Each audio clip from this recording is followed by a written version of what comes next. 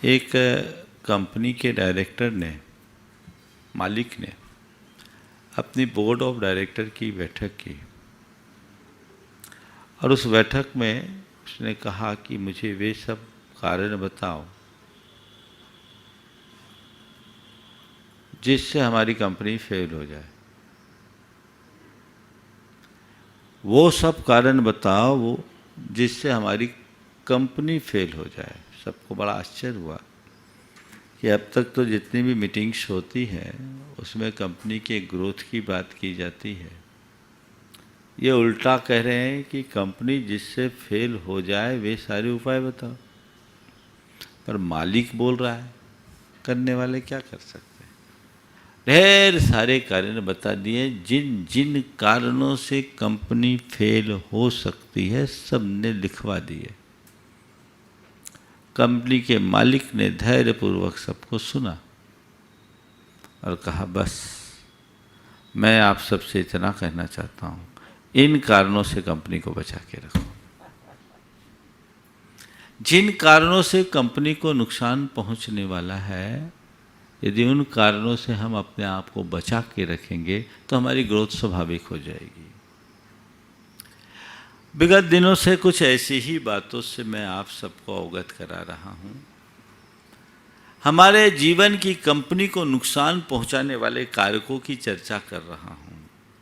वे कारक जो हमारे जीवन को असहज बनाते हैं, जिनके कारण हमारे जीवन में असंतुलन आता है, असंतोष आता है या हम अपने जीवन में दुखी होते हैं, उन कारणों की बातें और उनसे बचने का रास्ता आज 5वें क्रम में एक महत्वपूर्ण सूत्र है। आज ऊ वर्ण की बात है और मैं अपनी बात उत्तेजना से शुरू करना चाहता हूँ। उत्तेजना हमारे मन की एक बड़ी दुर्बलता है कि नहीं। उत्तेजना का मतलब क्या है? उत्तेजना का मतलब आवेश में आना, उग्र हो जाना, गुस्से में आना, चित्त का क्षुब्ध हो उठना, है ना। अपने मन से पूछो,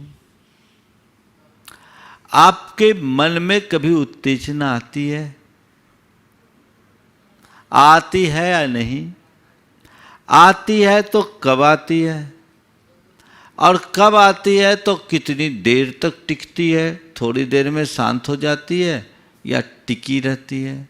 और शांत होती है तो कब शांत होती है? एक बात।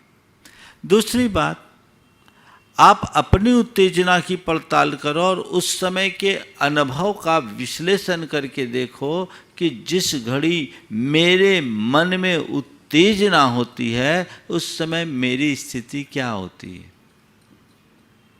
शांति की, प्रसन्नता की, आनंद की, सुकून की, या एक प्रकार का क्षोभ जो हमारे भीतर उथल पुथल मचाता है और बाद में हमें पश्चाताप की अग्नि में झुलसना पड़ता है।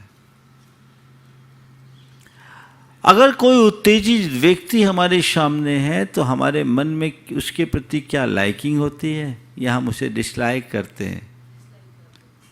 हम हमेशा शांत व्यक्ति को लाइक करते हैं, क्षुब्ध व्यक्ति को नहीं। तो आज हमें अपने भीतर उतर कर देखना है कि मेरी स्थिति क्या है। मैं उत्तेजना युक्त व्यक्ति की श्रेणी वाला हूं या सहज शांत स्वभावी मनुष्य कहलाने का अधिकारी हूं? यह हमें देखना है। 4 बातें आज के संदर्भ में आप सबसे करूंगा। उत्तेजना क्या? उत्तेजना क्यों? उत्तेजना क्या? उत्तेजना क्यों? और उत्तेजना के बढ़ने का कारण क्या? और उत्तेजना को शांत करने का उपाय क्या? उत्तेजना एक नकारात्मक आवेग है जो हमें विपरीत परिस्थितियों में या अपने आवेग में असामान्य बना देता है, अंदर से क्षुब्ध कर देता है, जिस घड़ी में हमारे अंदर का विवेक छिन्न भिन्न हो जाता है। जब मनुष्य उत्तेजना की स्थिति में होता है तो उसकी स्थिति एकदम असामान्य हो जाती है, उसे अपना शुद्ध बुद्ध भी खो जाता है, वो कुछ याद नहीं रख पाता। होता है ना, उत्तेजना का ही एक रूप क्रोध है ना। क्रोध उत्तेजना है, पर उत्तेजना केवल क्रोध रूप नहीं है। उत्तेजना का मतलब एक प्रकार का एक्साइटमेंट जो हमारे अंदर के कषायों की तीव्रता की अभिव्यक्ति है। ये उद्रेक है जो हमारे चित्त में उद्वेग बना देता है, उद्वेग उत्पन्न करता है, जो हमें शांत न रहने दे, जो हमें अस्थिर बना दे, जो हमें व्यग्र बना दे, जो हमें बेचैन बना दे, या जो हमें बावला कर दे। उसका नाम है उत्तेजना। यह उत्तेजना क्रोध की भी होती है, यह उत्तेजना मान की भी होती है, यह उत्तेजना माया रूप भी होती है, और यह उत्तेजना लोभ रूप भी होती है। जब मनुष्य के अंदर उत्तेजना हावी हो जाती है तो वह उस पर अपना नियंत्रण नहीं कर पाता, और नतीजा उस नकारात्मक भावना के आवेग में उससे वह सब हो जाता है जो नहीं हो, का परिणाम बुरा होता है। हम एक एक करके उत्तेजना के रूपों को देखते हैं। जब क्रोध में व्यक्ति उत्तेजित होता है तो हम क्या कहते हैं? आपे से बाहर हो गया। क्या हो गया? आपे से बाहर। आपे से बाहर होना क्रोध प्रेरित उत्तेजना का चरम रूप है। जब भी आपे से बाहर चित्त होता है हमारी दशा ऐसी हो जाती है। कुछ समझ में आता है, उस समय कुछ भी समझ में नहीं आता। व्यक्ति पागल हो जाता है। जैसे कोई व्यक्ति बावला हो जाए तो उसे कुछ भी समझ में नहीं आता। उसके अंदर उग्रता होती है, व्यग्रता होती है, उद्वेग होता है, और वो कुछ भी कर बैठता है। ऐसे ही इस तरह की उत्तेजना मनुष्य को पागल बनाती है। अपने मन को पलट कर देखो, तुम्हारे अंदर क्रोध तो होता ही है, लेकिन क्रोध की में उत्तेजना कितनी होती है? क्रोध एक बहुत बड़ी बुराई है। क्रोधावेश में मनुष्य अपना और औरों का अहित कर डालता है, सब कुछ नष्ट भ्रष्ट कर देता है। लेकिन क्रोध की तीव्रता का अंदाज उसके साथ जुड़ी हुई उत्तेजना से है। तो क्रोध के क्षणों में जो तुम्हारे भीतर का वेग है वो उत्तेजना है, जो आवेग है वह उत्तेजना है, और ये आवेग विवेक को नष्ट करती है। अभी थोड़ी देर बात करूंगा उत्तेजना को नियंत्रित करने की बात। लेकिन क्रोध के आवेग में बह जाना, और ये बहना तुम्हारे भीतर की उत्तेजना की तीव्रता पर निर्भर करता है। तुम कितनी ज्यादा उत्तेजना से ग्रसित हो। मान होना और मान प्रेरित उत्तेजना होना, दोनों में बड़ा अंतर है। क्रोध आया, प्रकट किया, शांत हो गए, लेकिन क्रोध आया तमा गए। मान हुआ, थोड़ा सा अभिमान से अपनी छाती को फुलाए, लेकिन मान में पागल हो जाना, मानांध बन जाना और अपने मान के पीछे चाहे जिसके अपमान के लिए आतुर हो, आमादा हो जाना, अपने संबंधों को भी खराब करने के लिए तैयार हो जाना, संबंधों को भी तोड़ देना, अपनी शांति को भी खंडित कर देना, ये सब क्या है? ये क्या है? मान मूलक उत्तेजना है, माया।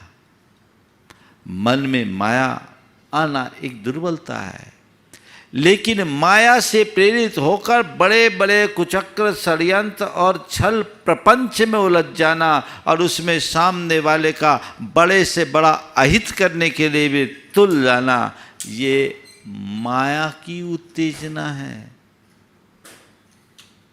और लोभ, लोभ में उत्तेजना, लोभ लालच में अपना विवेक खो देना, किसी की आसक्ति और तृष्णा के पीछे सब कुछ भूल करके उसके पीछे दौड़ जाना, ये उत्तेजना है। तो ये उत्तेजना मनुष्य को दौड़ाती है।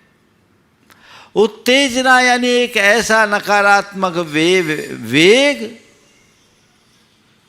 जो तुम्हारे विवेक को कुंठित कर दे, जो तुम्हारे सोचने समझने की शक्ति को समाप्त कर दे। उस विवेक से अपने आप को बचाना है। तो उत्तेजना से परिचय तो आपको हो गया। आज आपने एक नई दृष्टि देखी होगी उत्तेजना के संदर्भ में। प्रायः हम लोग उत्तेजना को क्रोध रूप ही मानते हैं, लेकिन नहीं, ये हमारी चेतना की असहज अवस्था है, जिससे अंदर एक अलग प्रकार का उद्वेग, व्यग्रता, बेचैनी या आतुरता होती है, वह भी उत्तेजना है। इसे ऐसे समझे, ओ पानी शांत है और पानी खौल रहा है। खौलते हुए पानी में और शांत पानी में क्या अंतर होता है?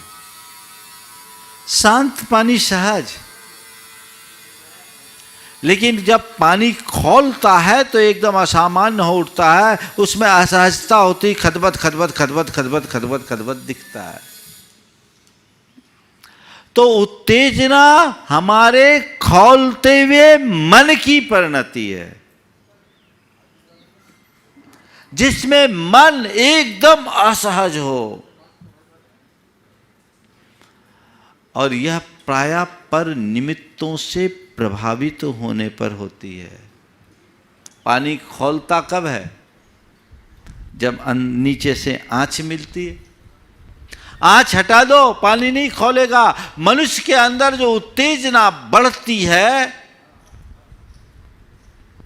वह निमित्त पाकर क्रोध की, काम की, लोभ की, मोह की, ये उत्तेजनाएं हैं जो उद्रेक व्यक्ति को पागल बना दे। क्रोधांत, मानांत, लोभांत, कामांध बना दे, मोहांध बना दे।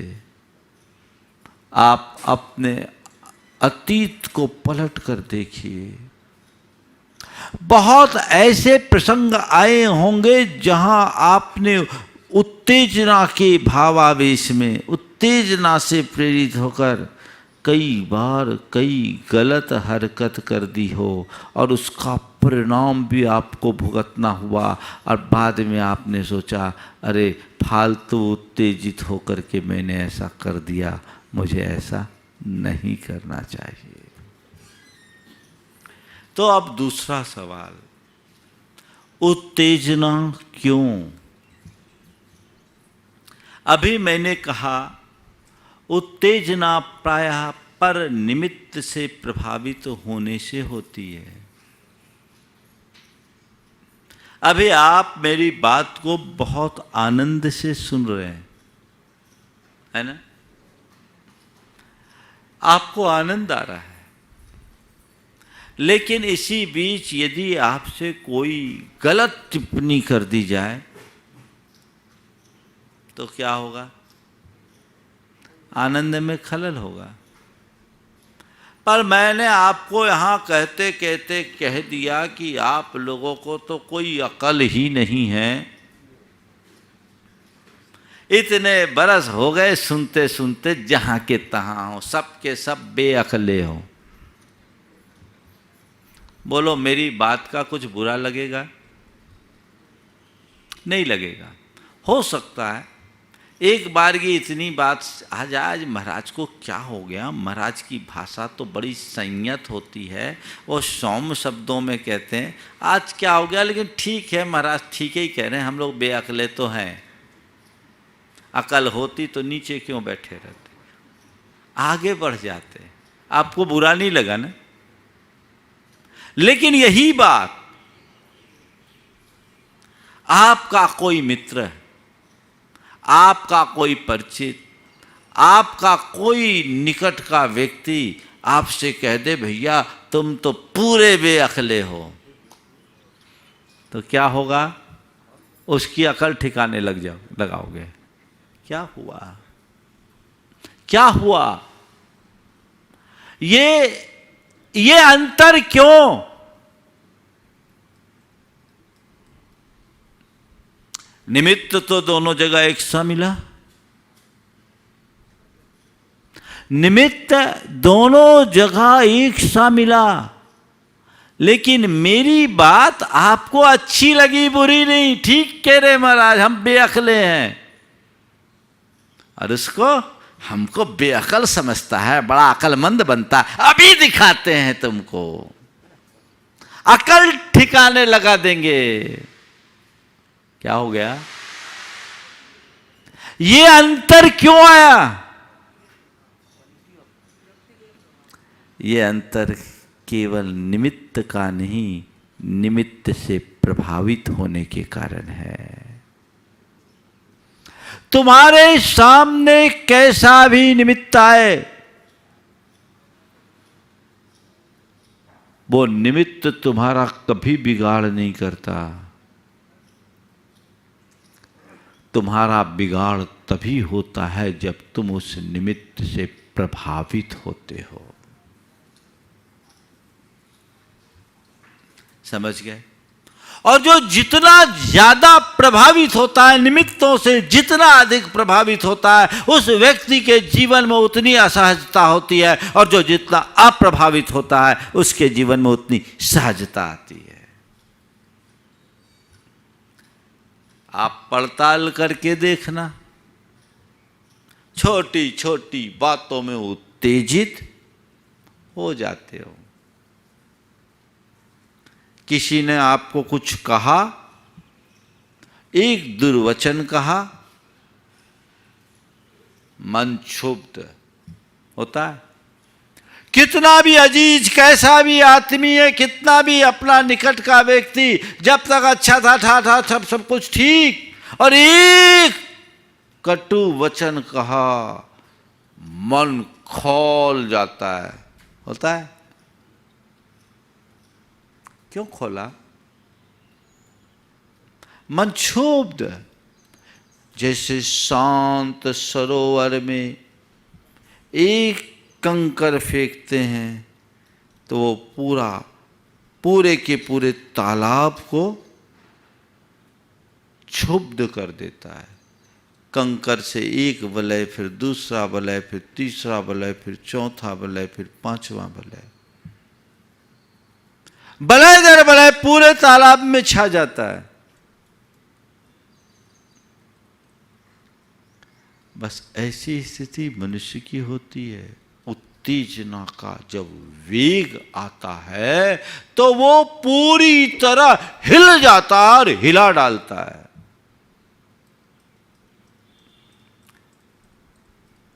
मेरे सामने कोई निमित्त ना आए, ये मेरे हाथ में नहीं है क्या? कोई मुझे गाली न दे, ये मैं सुनिश्चित नहीं कर सकता। कर सकता हूं क्या? ओ, मुझे कोई गाली न दे, ये मैं सुनिश्चित नहीं कर सकता। मैं क्या, कोई नहीं कर सकता, भगवान भी नहीं कर सकते। कर सकते हैं क्या? दुनिया में ऐसे लोग भी हैं जो भगवान को भी गालियां देते हैं। कुछ दिन पहले यहाँ एक शराबी था और जब पीता था तो भगवान को ही गालियां देता था। अब तो शायद भगवान का प्यारा हो गया, वो भगवान का प्यारा हो गया। हाँ, अभी है? अच्छा, वो उसकी भगवान को गाली दे रहा है। अब क्या करोगे? तो कोई मुझे गालियां न दे, ये मेरे हाथ में नहीं है। पर कोई कितनी भी बुरी गाली क्यों न दे, उसे मैं नजरअंदाज कर दूं, ये मेरे हाथ में है ना? मैं आपसे पूछता हूं, आप सड़क चल रहे हो, कोई पागल आपको गाली दे तो क्या करते हो आप? उस पर गुस्सा करते हो? बिल्कुल बुरा नहीं लगता। क्यों? वो पागल है ना? एक बार एक बहन जी आई, बोले महाराज जी हमारे ये है ना बहुत गुस्सा करते हैं, बर्दाश्त नहीं होता। महाराज बहुत दुखी और रोने लगी। क्या हो गया? बोले महाराज बहुत बुरी बुरी बातें करते हैं, इतनी गंदी बातें कि बर्दाश्त नहीं हो। कितने बरस हो गए शादी के? बोले महाराज 30 बरस हो गया। बोले 30 बरस झेल लिया, थोड़े और झेल लो। नहीं नहीं महाराज जी, आप तो कोई उपाय बताइए, कोई मंत्र दीजिए जिससे इनकी बुद्धि ठीक हो जाए। महाराज 30 बरस हो गए, इतनी गंदी गंदी बोलते हैं महाराज जी, बिल्कुल चुभ जाती है बात। हमने कहा, जहां मैं था वहां एक पागल घूमता था। मैंने कहा घर से निकलते समय, बाजार में घूमते समय कभी भी वो पागल मिला? बोला हाँ महाराज अक्सर मिलता, आज भी मिलता, आज भी मिला था। तो पागल गालियां देता? हाँ महाराज बहुत गंदी गंदी गालियां देता है। तुम्हारे पति वैसी गाली? नहीं नहीं महाराज वैसी गाली तो नहीं देते, लेकिन गंदी गाली देते। तो पागल आज तुम्हें मिला था, आज तुम्हें गालियां दिया? बोले दिया था। तो तुम्हें गुस्सा आया, उसको लेकर के तुम परेशान हुई? बोले नहीं महाराज उसमें क्या परेशान होना, वो तो पागल है। तो मैंने कहा यही मंत्र अपना लो, जब तुम्हारा पति तुम्हें गालियां दे तो समझ लेना वो तो पागल है। और वाकई में जो पति अपनी धर्मपत्नी को गाली दे वो पति पगला पति ही है। अगर समझदार होता तो ऐसा करता क्यों? समझ लो वो एक अस्थाई पागलपन का शिकार है। और उस घड़ी उसके प्रति सौम्य व्यवहार रख लो, थोड़ा तटस्थ हो जाओ, थोड़ी देर बकेगा अपने आप शांत। एक कहावत है, बंदर से आंख नहीं मिलाना, है ना? अभी हमारे ब्रह्मचारी बताए, बोले महाराज जी हम गए जंगल में तो बंदर हमारी तरफ देखा, हम बंदर से आंख मिला लिए, तो एकदम सब बंदर मेरे साथ भपकी देने लगे। फिर मुझे याद आई आपकी बात कि आपने कहा था कि बंदर से आंख नहीं मिलाना चाहिए। तो महाराज जी उस दिन तो मैं थोड़ा परेशान हो गया, डर गया कहीं वो काट न ले, ढेर सारे बंदर आ गए। दूसरे दिन गया तो दूसरे दिन बंदर मिले, मैंने उनसे आंख नहीं मिलाए, वो अपना काम करते रहे, हम अपना काम करते रहे। तो बस मैं आपसे इतना ही कहता हूँ, क्यों बंदरों से आंख मिलाते हो? मिलाने का काम ही मत करो।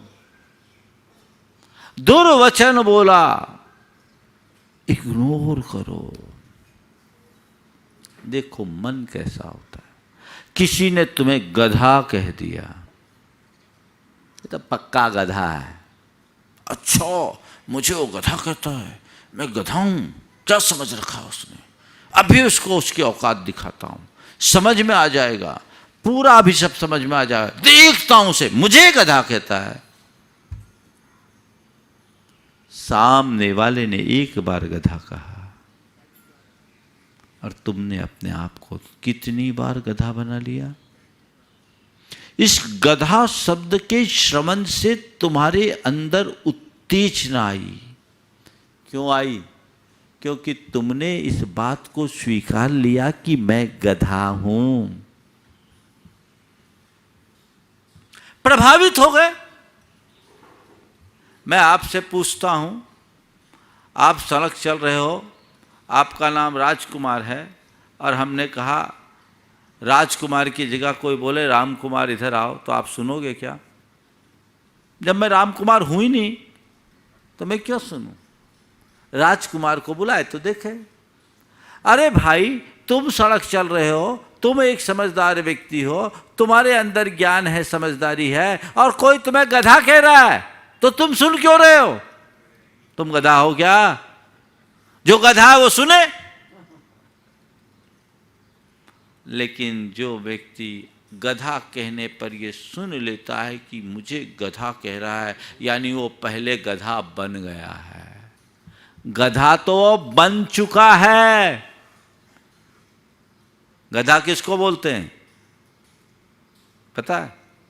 गधा, ग और धा दो अक्षर है, जिसकी गलत धारणा वो सब गधा। जिसकी गलत धारणा वो गधा। तुमने गलत धारणा बनाई, गधा बन गए। खेल खराब। एक दुर्वचन कहा तुमने, अपने आप को एकदम से दोलायमान कर दिया, चित्त चंचल हो गया, क्षुब्ध हो गया। उसके कहने से नहीं, उसकी बात को पकड़ लेने से, तदरूप अपने आप को मान लेने से। किसी ने कोई थोड़ा सा दुर्व्यवहार किया, तुमने उसे अपनी इंसल्ट फील कर ली और तुम उत्तेजित हो गए कि अभी देखता हूं इसको, ये क्या समझ रखा है मुझे। कोई थोड़ा सा दुप्रसंग आ गया, अपने आप में आप एकदम उद्वेलित हो गए, उद्वेग आ गया। तो दुर्वचन, दुर्व्यवहार, दुप्रसंग या कोई भी तुम्हारी इच्छा के विरुद्ध बात घटी, तुम तमा गए। भोजन करने बैठे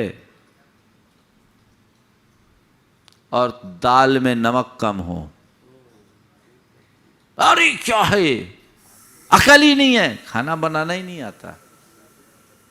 इतने बरस हो गए, है ना? बड़ा विचित्र हाल है। मैं आपसे पूछता हूं, कोई आदमी रोज आपको अच्छा दे और एक दिन बुरा करे, जो आपके लिए अच्छा ना हो, तो हमारा ध्यान रोज की अच्छाई पर रखना चाहिए या एक दिन की बुराई पर? आप क्या करते हो? किसी से आपको लाख रुपया का पेमेंट लेना हो और उस आदमी ने 20,000 चुकाया, तो आप 20,000 को पकड़ते हो कि 80,000 की तरफ लपकते हो? चलो भैया 20 तो दिया ना। 4 काम किसी ने अच्छे किए, एक काम अच्छा नहीं किया, तो तुम अच्छे कामों की तरफ देखते हो कि जो काम नहीं किया उसकी तरफ देखते हो? दुकान धंधे में अलग दृष्टिकोण। भैया डूबता हुआ पैसा आ रहा है, जो आ गया सो अच्छा। और यहाँ रोज का जो काम हो रहा है, अच्छा काम के लिए बधाई तो कभी देना नहीं, लेकिन जो नहीं हुआ उसकी शिकायत। ये मनुष्य की एक बहुत बड़ी दुर्बलता है, और जब तक ऐसी दुर्बलता होगी तब तक मनुष्य उत्तेजना का शिकार बना रहेगा।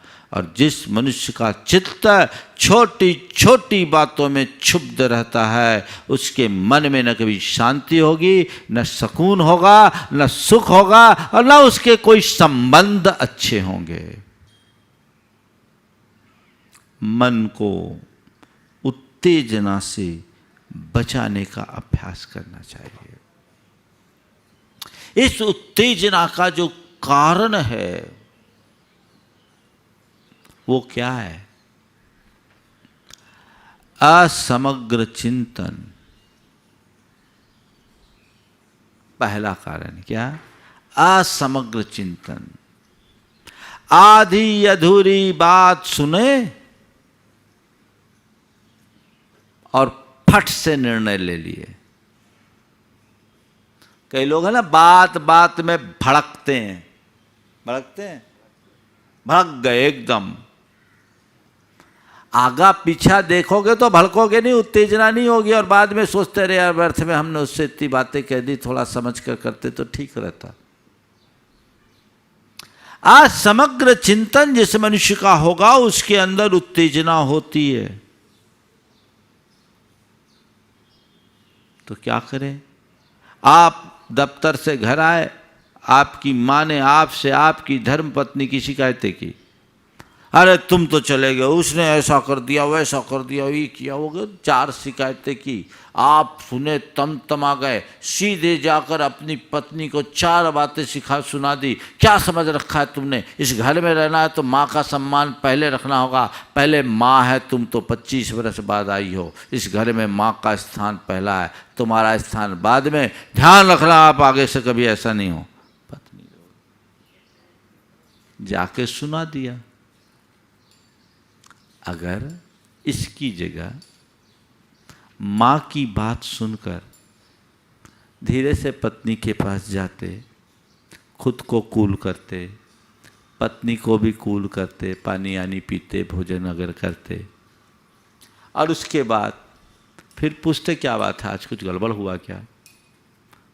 उसकी बात सुनते और तटस्थ भाव से सुनते, और उसके बाद यदि वो माँ की कुछ शिकायत भी करती तो कहते देखो वृद्धावस्था है, उम्र हो गई, हमें निभाना है, ये उनका स्वभाव है, इन छोटी छोटी बातों को इग्नोर किया करो, और बड़ों को जवाब देना हमारे संस्कार के अनुकूल नहीं है, थोड़ा सा तुम सहन करो, बर्दाश्त करो, मानता हूँ तुम्हारी सब अच्छाइयाँ हैं, लेकिन ये बात भी ध्यान रखो, कोशिश किया करो कि माँ एब नॉर्मल ना हो।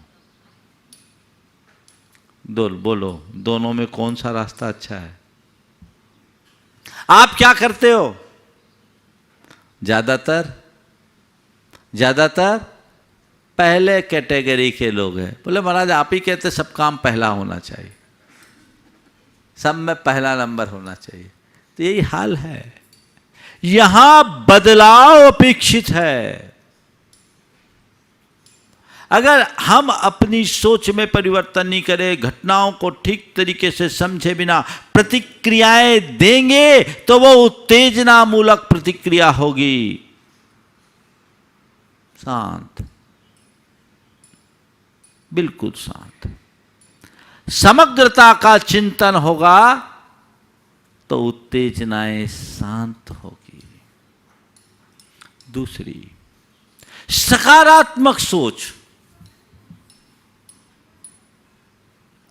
अगर तुम्हारी सोच सकारात्मक होगी तो कोई कितना कुछ भी बोल दे, कहीं कैसा भी प्रसंग क्यों ना आ जाए, आपके भीतर उत्तेजना नहीं आएगी।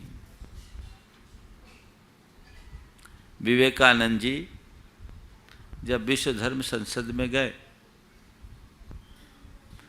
तो वहाँ सभी धर्मों के धर्मग्रंथ रखे थे, गीता सबसे नीचे थी। विवेकानंद जी को छेड़ने की वजह से किसी ने उकसाया और कहा देखिए आपके धर्म का कितना अपमान, आपके धर्म ग्रंथ को सबसे नीचे रखा गया, आपके धर्म का ये कैसा अपमान, आपके धर्म ग्रंथ को सबसे नीचे रखा गया।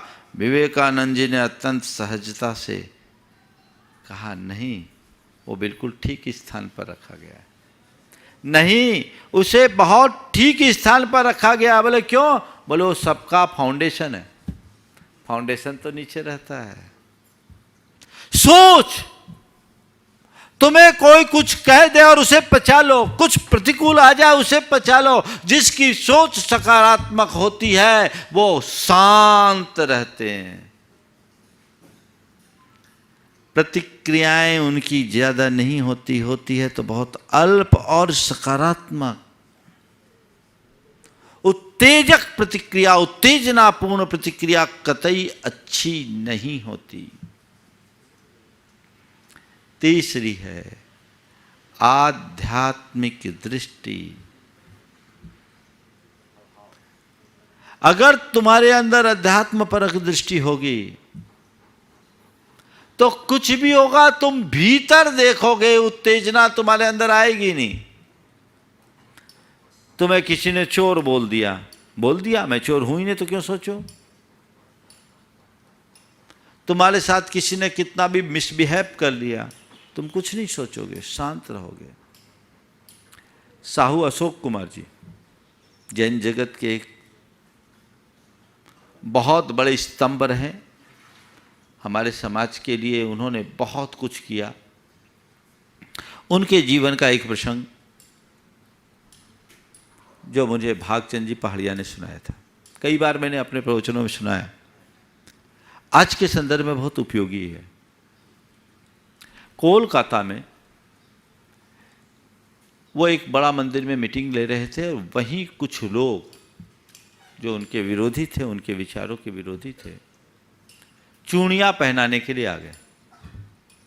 साहू अशोक कुमार जैन के जैसे विभूति के लिए चूड़ियां पहनाने के लिए आ गए। साहू जी ने वहां कुछ भी प्रतिवाद नहीं किया, उन सब की बातों को चुपचाप सुना। मीटिंग हुई, उठ के आ गए, कार पे बैठे, भागचंद जी पहाड़िया उनके साथ थे। रास्ते में भी उस घटना की कोई चर्चा नहीं की, गाड़ी आगे बढ़ी। भागचंद जी ने कहा, मैंने उनसे पूछा कि आपके साथ इतना बुरा व्यवहार हुआ, आप कुछ नहीं बोले, हम लोग कुछ कर नहीं सके, आप कुछ नहीं बोले। बोले मैं क्या बोलूं, मैं क्या बोलूं, मैं तो केवल एक ही बात सोच रहा था, उनको आश्रय हो रहा है और मेरी निर्जरा हो रही है। उनके लिए आश्रय हो रहा है और मेरी निर्जरा हो रही है। तुम्हें कोई कितना भी बोल दे, तुम्हारे साथ कैसा भी प्रसंग आ जाए, कैसी भी परिस्थिति आ जाए, अगर मूल को पकड़ लो और तुम्हारे केंद्र में तुम्हारी आत्मा हो तो जीवन में कभी असहजता नहीं होगी। ये दृष्टि अपने भीतर विकसित कीजिए। लोग तो बात बात में बह जाते हैं और मामला बिगड़ जाता है। तो हमारे भीतर ऐसी दृष्टि होनी चाहिए। मैं एक ऐसे व्यक्ति को जानता हूं जिसकी धर्मपत्नी उसके साथ बड़ा बुरा व्यवहार करती, लेकिन वो व्यक्ति बड़ा शांत, मुस्कुराता हुआ उसकी बात को सुनकर अनसुना करता है। एक दिन मैंने ऐसे ही पूछा तो उसने एक ही बात कहा, महाराज मैं पहले मुनि बनना चाहता था, मेरे घर वालों ने मुझे बनने नहीं दिया, आगे बढ़ नहीं पाया, पर मैं सोचता हूँ कि ये पत्नी मेरी लिए समस्या नहीं, तपस्या का निमित्त बनकर आई है। वो बोलती है और मैं सहज भाव से सुनता हूँ, सोचता हूँ ये मेरी निर्जरा का निमित्त है। कभी ऐसा लगता है तुम्हारे लिए कि किसी की कटु बात सुनने से मेरे और सुन के सहज रहने से मेरे कर्म कटते हैं, अब प्रतिक्रिया देने से कर्म बंधते हैं? इतनी सी समझ बन जाए, कुछ कहने की जरूरत ही नहीं। और चौथा उपाय, अपने आप को उत्तेजना से बचाना है तो अपने सबकॉन्शियस माइंड में ऐसी फीडिंग दो, अपने सबकॉन्शियस माइंड में ऐसी फीडिंग दो कि हम शांत रह सके। और उसके लिए भावना योग के इन वाक्यों को बार बार दोहराओ। मुझे शांत रहना है।